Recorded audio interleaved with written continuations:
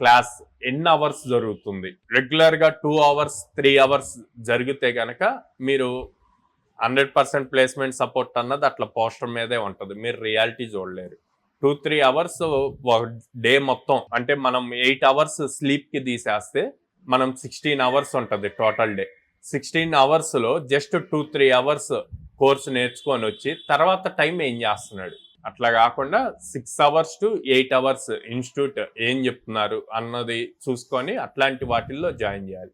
ఎందుకు అంటే 2 hours class తర్వాత బయటకు వస్తారు, బయటకు వచ్చాక ఫ్రెండ్స్తో కనెక్ట్ అవుతారు, ఫ్రెండ్స్ అది చేద్దాంరా ఇవాళ అక్కడికి వెళ్దాంరా అంటే వెళ్ళిపోతారు. ఇంకంతే, ఆ 2 అవర్స్ క్లాస్ అయిపోద్ది, వాళ్ళు మిగతా టైం అంతా బయటే స్పెండ్ చేస్తారు, ఎప్పుడు ఫోకస్ చేస్తారు. సో అలా ఫోకస్డ్గా ఉండాలి అంటే మీరు చూస్ చేసుకోవాల్సిన ఇన్స్టిట్యూట్లో 6 to 8 అవర్స్ స్టూడెంట్ స్పెండ్ చేయగలిగే ఫీజిబిలిటీ ఉండాలి. అలాంటి వాటిని మాత్రమే చూస్ చేసుకోండి.